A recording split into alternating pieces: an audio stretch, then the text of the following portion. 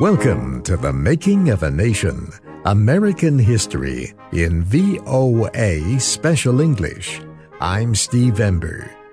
Last week in our series, we talked about the voyages to the New World by Christopher Columbus and other explorers sailing for Spain and Portugal. Today we tell the story of the first permanent English settlements in North America.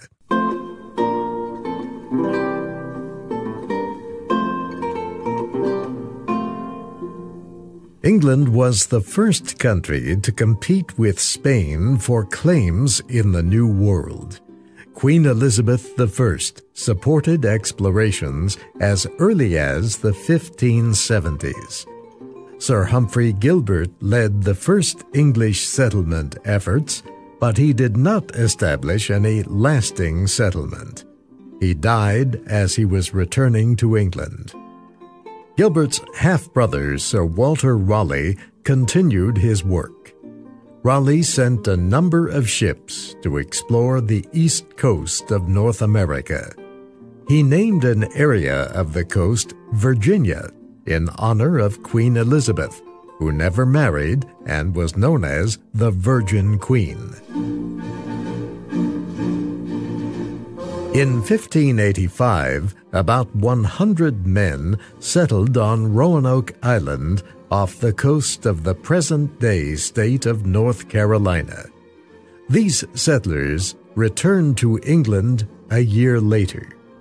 Another group went to Roanoke the next year. This group included a number of women and children. But the supply ships that Raleigh sent to the colony failed to arrive. When help got there in 1590, none of the settlers could be found. At least some of the settlers may have become part of the Indian tribe that lived in the area. One reason for the delay in getting supplies to Roanoke was the attack of the Spanish Navy against England in 1588. King Philip of Spain had decided to invade England, but the small English ships, combined with a fierce storm, defeated the huge Spanish fleet. As a result, Spain was no longer able to block English exploration.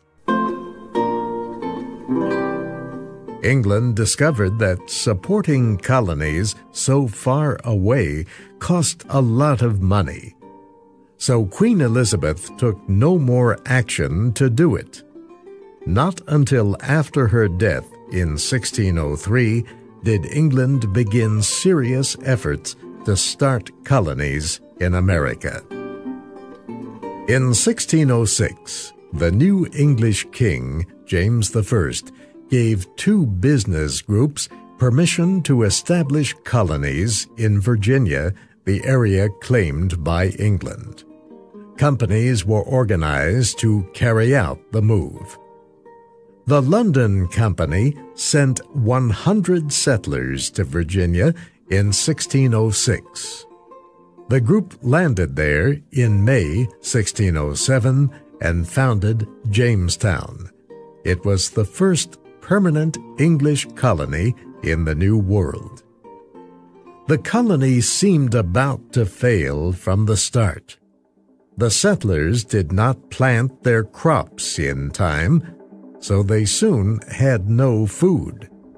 Their leaders lacked the farming and building skills needed to survive on the land. More than half the settlers died during the first winter.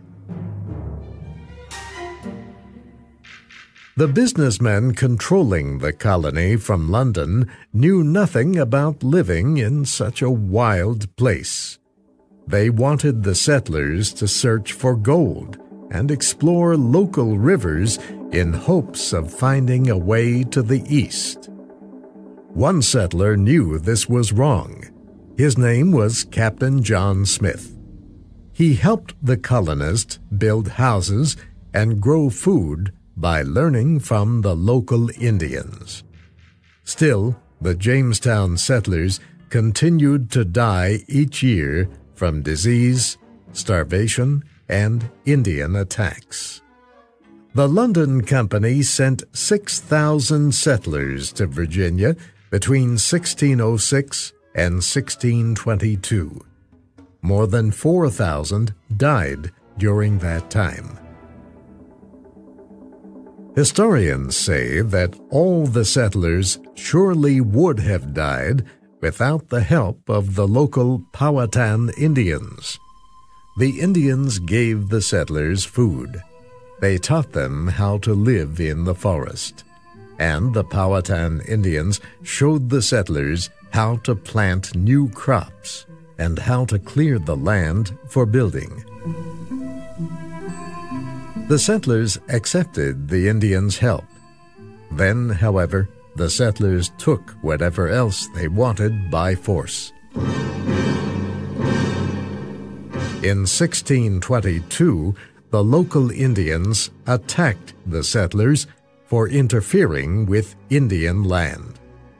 340 settlers died. The colonists answered the attack by destroying the native tribes living along Virginia's coast.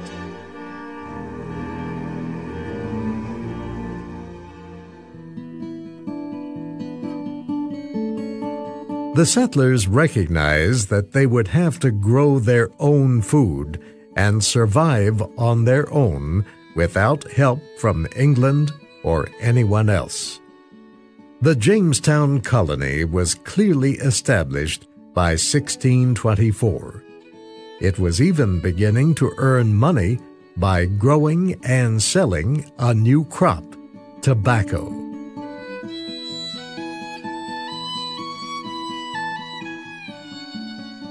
The other early English settlements in North America were much to the north, in what is today the state of Massachusetts. The people who settled there left England for reasons different than those who settled in Jamestown. The Virginia settlers were looking for ways to earn money for English businesses. The settlers in Massachusetts were seeking religious freedom. King Henry VIII of England had separated from the Roman Catholic Church. His daughter, Queen Elizabeth, established the Protestant faith in England. It was called the Church of England or the Anglican Church. The Anglican Church, however, was similar to the Roman Catholic Church. Not all Protestants liked this idea. Some wanted to leave the Anglican Church and form religious groups of their own. In 1606, members of one group in the town of Scrooby did separate from the Anglican Church. About 125 people left England for Holland. They found problems there too, so they decided to move again to the New World. These people were called pilgrims. Pilgrims are people who travel for religious reasons. About 35 pilgrims were among the 102 passengers and crew on a ship called the Mayflower in 1620. The Mayflower set sail from England headed for Virginia, but the ship never reached Virginia. It was blown far off its planned course. Instead, it reached land far to the north on Cape Cod Bay. The group decided to stay there instead of trying to find Jamestown far to the south in Virginia. They settled what would become the Massachusetts Bay Colony. They called the colony Plymouth, naming it after the harbor in England from which they departed on their voyage to the New World. The Pilgrims and the others aboard the Mayflower believed they were not under English control since they did not land in Virginia. They saw the need for rules that would help them live together peacefully. They wrote a plan of government, which they called the Mayflower Compact. It was the first such plan ever developed in the New World.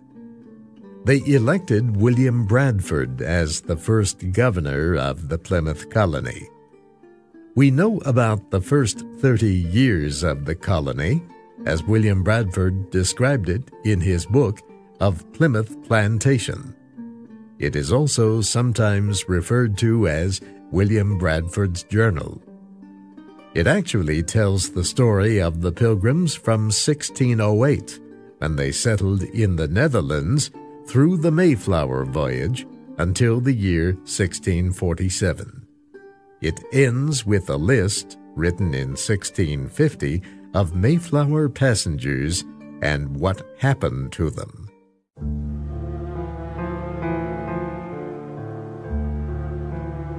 As happened in Jamestown, about half the settlers in Plymouth died during the first winter.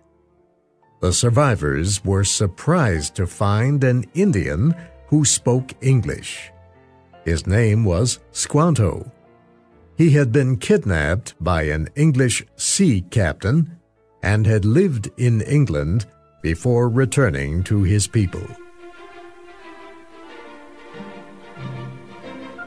The Pilgrims believed God had sent them Squanto.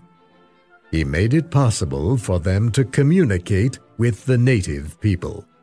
He showed them the best places to fish, what kind of crops to plant, and how to grow them.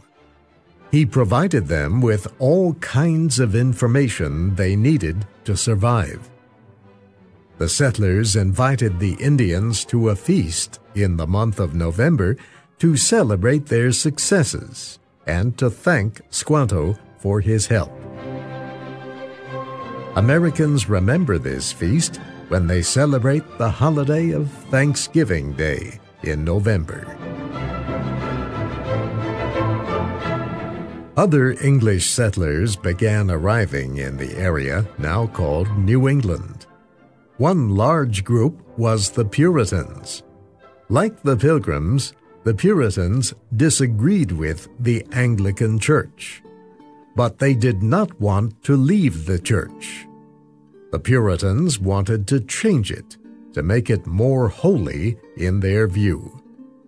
Their desire for this change made them unwelcome in England.